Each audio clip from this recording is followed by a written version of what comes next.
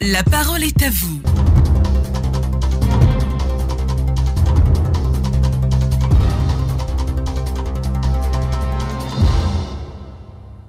Mesdames, Messieurs, bonjour, bienvenue à votre tribune d'échange. Les états généraux de la jeunesse ont pris fin. Dans la même foulée, l'État entend encourager les entreprises à accorder des stages aux élèves et étudiants. Celles d'entre elles qui vont accorder ces stages aux étudiants afin de valider leur diplôme bénéficieront dorénavant d'un crédit d'impôt annuel de l'ordre de 25 000 à 50 000 francs CFA par stagiaire. Que vous inspire cette disposition? Deux numéros pour nous joindre, le 21 44 48 ou le 20 24 27 87. Vous pouvez commencer bien sûr à nous appeler au cas où Honoré vous attend de l'autre côté de la baie vitrée. Déjà, un auditeur en ligne, M. Conan Brou est à Sanguiné. Bonjour. Oui, bonjour, M. Adama Bakayoko. M. Conan Brou, on vous écoute. Ouais, meilleur vœu à toute la Côte d'Ivoire. Merci beaucoup. Parce que c'est ma première fois depuis 2019. Merci. Ok, je salue cette action de l'État. Vraiment, c'est beaucoup encourageant. Vraiment, quand j'ai vu le sujet, j'ai dit non, ça m'a vraiment fait plaisir. Il y a plusieurs personnes qui sont en attente de stage. Ils font des demandes jusque-là. Maintenant, si l'État prend des mesures pour pouvoir encourager les entreprises afin de prendre un grand nombre d'élèves et d'étudiants pour les stages, vraiment, c'est salutaire. Et ce que je voulais encore ajouter, si l'État pouvait encore pousser l'encouragement à le crédit d'impôt pour une embauche à l'issue du stage. Voilà, c'est-à-dire à l'issue du stage, si un étudiant ou bien un élève a été embauché dans l'entreprise, oui, si l'État peut prendre des mesures pour augmenter l'impôt, là, ce n'est plus de 25 à 50 000, peut-être plus de 100 000 à 200 000 pour une entreprise qui embauche peut-être un stagiaire à l'issue de son stage. S'ils font comme ça, je pense bien aussi que ça va beaucoup encourager les entreprises. D'accord. Alors, vraiment, Monsieur Konambrou, une chose est de donner un stage, une autre est d'embaucher, et l'entreprise généralement n'embauche que les meilleurs. Donc voilà, si les stagiaires donnent satisfaction, pourquoi pas, mais si le stagiaire ne donne pas satisfaction, l'entreprise ne va jamais l'embaucher quand même. Ouais, voilà pourquoi j'ai dit à l'issue du stage, parce qu'il aura plusieurs stagiaires. Lui, s'il veut embaucher, il va embaucher le plus compétent. D'accord. Donc, à l'issue du stage, bon, en dehors même, ils peuvent embaucher. Ils peuvent embaucher. Maintenant, peut-être, ils regardent les chiffres d'affaires, le personnel, et puis ils font des calculs. Bon, ils peuvent laisser. Maintenant, si on dit, s'il a embauché, il déclare que j'ai embauché tel élève, ou bien tel étudiant, bon, l'État va dire, bon, à l'issue des centres, donc peut-être 200 000 francs de crédit d'impôt. Ça encourage. D'accord, pas étudiant. Okay, merci beaucoup. Merci beaucoup, M. Konambrou, depuis Sanguiné. Bonne journée à vous là-bas. On part à l'est du pays retrouver M. Yéman Kwaku Florent, depuis Tabagne. Bonjour. Bonjour, mon frère Adama Bakayoko. Allez-y, on vous écoute. Je dis que la nouvelle est vraiment appréciée à sa juste valeur. Les entreprises vont certes former nos élèves et étudiants, ce qui est d'ailleurs bien, il faut encourager. Mais après leur sortie, c'est-à-dire leur diplôme, il faut des débouchés, les trouver des emplois, pouvoir les insérer dans le tissu social afin qu'ils mettent à profit leur formation, ce qui serait un tant soit peu lutter contre le grand chômage de la jeunesse. Alors, je félicite cette initiative et souhaiterais vivement que ces entreprises ne se rendent pas en si bon chemin. Et pour la même occasion, encourager l'entrepreneuriat au niveau de notre jeunesse. D'accord. Merci beaucoup. À vous, M. Yéman.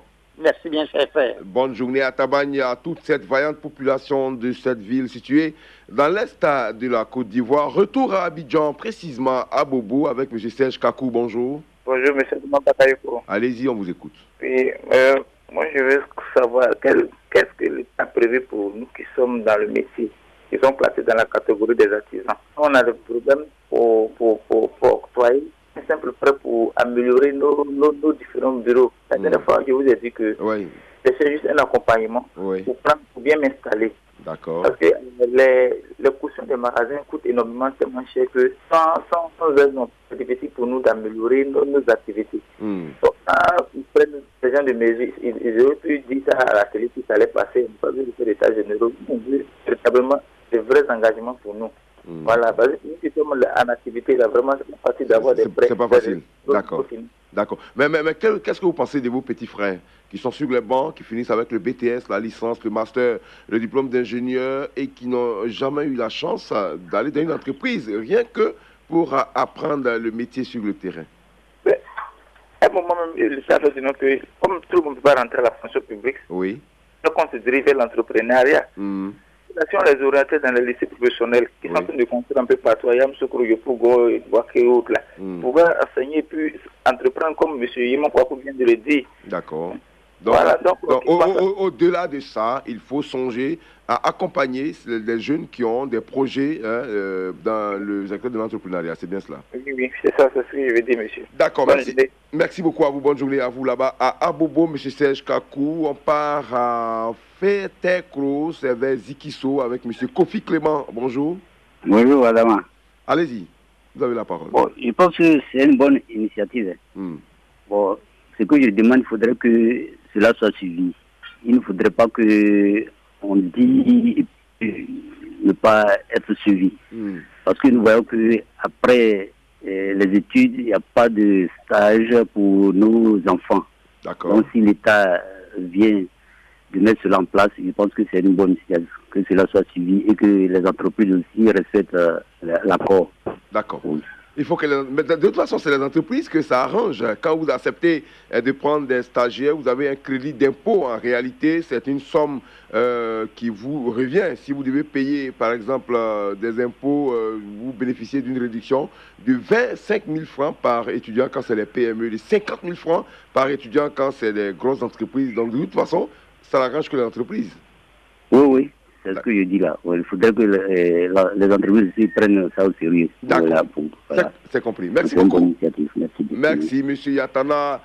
Depuis Kwibli, restez donc à l'écoute de Radio Côte d'Ivoire. Je rappelle le sujet du jour. Les États généraux de la jeunesse ont pris fin dans la même foulée. L'État entend encourager les entreprises à accorder des stages aux élèves et étudiants. Ces entreprises qui les feront donc bénéficieront d'un crédit d'impôt annuel de l'ordre de 25 000 à 50 000 francs CFA par stagiaire. Que vous inspire cette disposition? 2 numéros pour nous joindre, le 20 21 44 48 ou le 20 24 27 87. Monsieur Yatana Yamana depuis Kwibli, bonjour. Aïe, aïe, aïe. Bonjour l'ami, bonjour toute la Côte d'Ivoire. Allez-y, vous avez la parole.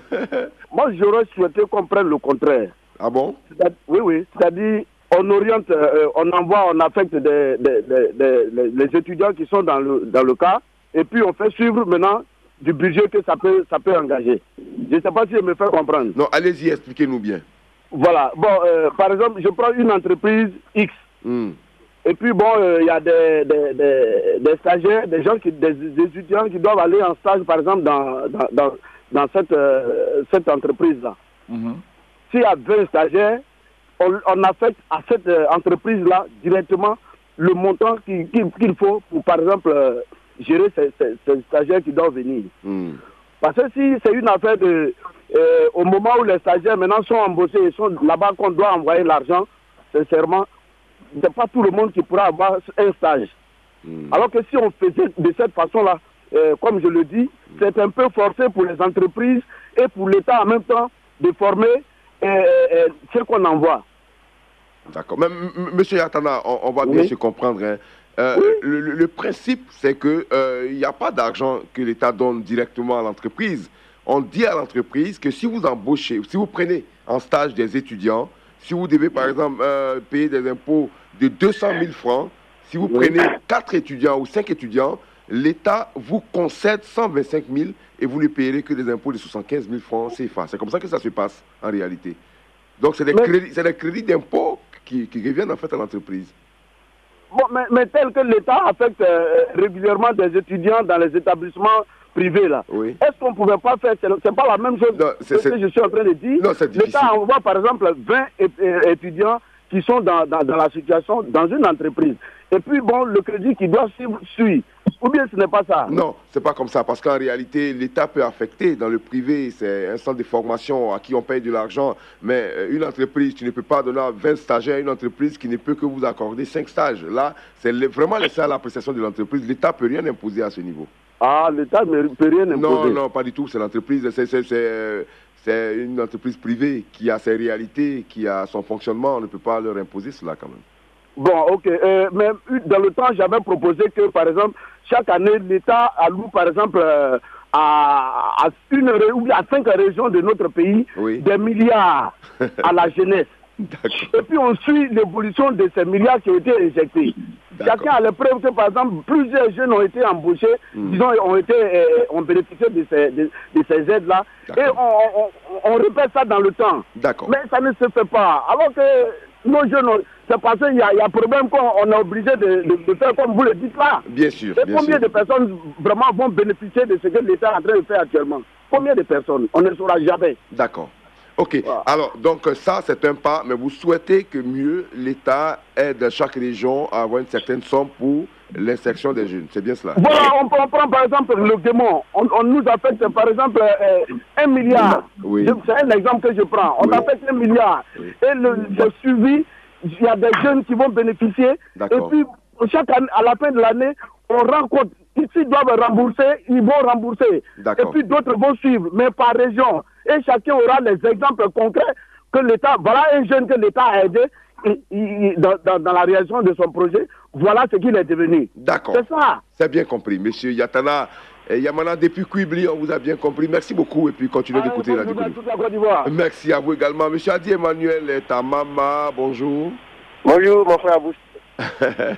Autant pour moi. Adama Bakayoko, allez-y. Adama Bakayoko. Allez-y. Abous, il a comment vous allez? Ça va très bien, allez-y. Ok, Dieu merci. Je dirais que c'est une bonne initiative que l'État a prise, mais moi je souhaiterais que ça soit à long terme. Parce qu'on a vu en Côte d'Ivoire, quand les décisions sont prises, arrivant à un certain moment, et puis ça bascule. Sinon, c'est une très bonne idée pour qu'on puisse insérer ces étudiants-là, pour que demain ils puissent aussi, eux aussi avancer. Mais je dirais qu'il faut que ça soit sur l'étendue du territoire national. Oui. Il ne faudrait pas que ça soit une discrimination.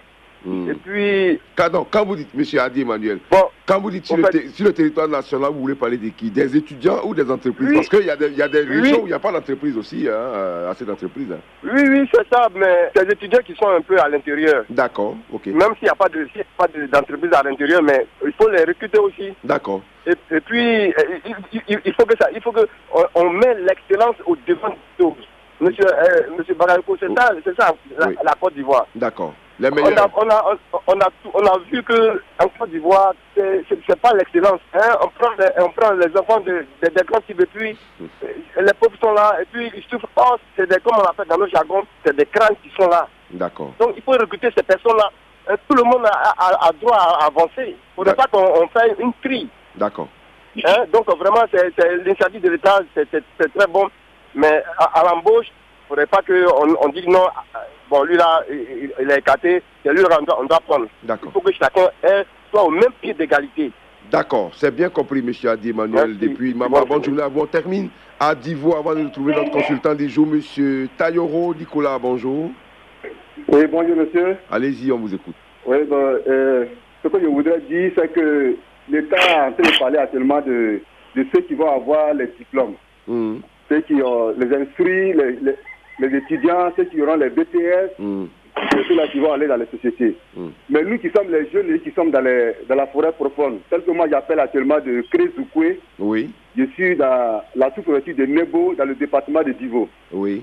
Alors vous voyez que nous sommes, notre région c'est le Lot d'Ivoire. Oui, bien sûr. Donc il faut que l'État passe à nous autres qui sommes allés à l'école et qui sommes au village. Qu'est-ce que l'État fait pour nous autres? D'accord. Les jeunes retournés à la terre, c'est bien cela? Ouais, c'est bien cela. D'accord. Donc, vous saluez certainement cette mesure, mais en même temps, vous souhaitez que l'État n'oublie pas tous ces jeunes Ivoiriens qui ont décidé de retourner à la terre pour entreprendre dans le domaine agricole. C'est bien cela? C'est bien cela, oui. D'accord. C'est bien compris, M. Tayoro Nicolas. Les autorités sont certainement à l'écoute et c'est sûr que des dispositions seront prises dans ce sens. Merci bien. Merci. Bonne journée à vous là-bas. On retrouve notre consultant du jour. Il s'agit de notre confrère Franck Etienne, journaliste à Afrique Presse. C'est un site d'information français. Bonjour Franck Etienne. Bonjour M. Adama Bakayoko. Alors vous avez écouté les Ivoiriens avec cette mesure pour encourager les entreprises à offrir des stages aux élèves et étudiants en fin de formation. Déjà, quels commentaires sur les avis des Ivoiriens? merci déjà à tous les auditeurs qui sont intervenus et dire que je peux avoir des commentaires, je le dis, au-delà de ce qu'ils ont déjà fait comme commentaire. C'est-à-dire que saluer d'abord cette mesure, parce que c'est une mesure concrète. Voilà. Et un gouvernement ne peut que travailler et ne doit que travailler pour prendre des mesures concrètes. En même temps, si je n'en abuse, c'est une mesure quand même que l'État devait prendre un peu plus tôt, avec l'adoption du système LMD, licence, master, doctorat. Parce que c'est un système qui requiert beaucoup de pratiques. Voilà. Donc vous voyez qu'à un moment donné, le système n'arrivait même pas à marcher en Côte d'Ivoire. C'était difficile, les étudiants, la FESI, les gens revendiquaient, ils se plaignaient du système. Parce qu'en réalité, c'est un système qui requiert beaucoup de pratiques, beaucoup de présence en entreprise et sur le terrain. Mais bon, à la décharge de l'État, on pourrait souligner que les entreprises en Côte d'Ivoire ne couraient pas les rues. Surtout que, c'est vrai, on pouvait voir des entreprises comme ça dans les quartiers, mais légalement, peut-être beaucoup d'entre elles n'étaient pas constituées, donc c'était difficile. Je me dis qu'aujourd'hui, avec le système mis en place par le CPC et avec le nouveau code de choses, comme on appelle ça, dans des entreprises, il y a beaucoup quand même de facilités, de sorte que aujourd'hui, on pourrait dire que le nombre des entreprises créées de façon légale a quand même doublé ou triplé. Oui, bien sûr. On parle de 4000 entreprises créées pour la seule année 2018. 4000. Voilà. Donc, ça fait que il y a beaucoup d'entreprises, donc il y a beaucoup de possibilités de faire se frotter au monde du travail les étudiants. Cependant, on a discuté avec quand même certains chefs d'entreprise sur cette mesure précisément. D'accord. Voilà. Et beaucoup sont heureux parce que c'est de l'argent qu'ils gagnent. Entre 25 quand même et 50 000 francs, c'est pas petit. Parce que tout à l'heure, vous avez fait une petite arithmétique, vous avez dit que si quelqu'un prenait 5 étudiants, il avait 125 000 francs pour les PME. Voilà, pour les PME, c'est une entreprise, c'est un gain substantiel pour une entreprise. Cependant, certains parmi eux ont émis quelques réserves.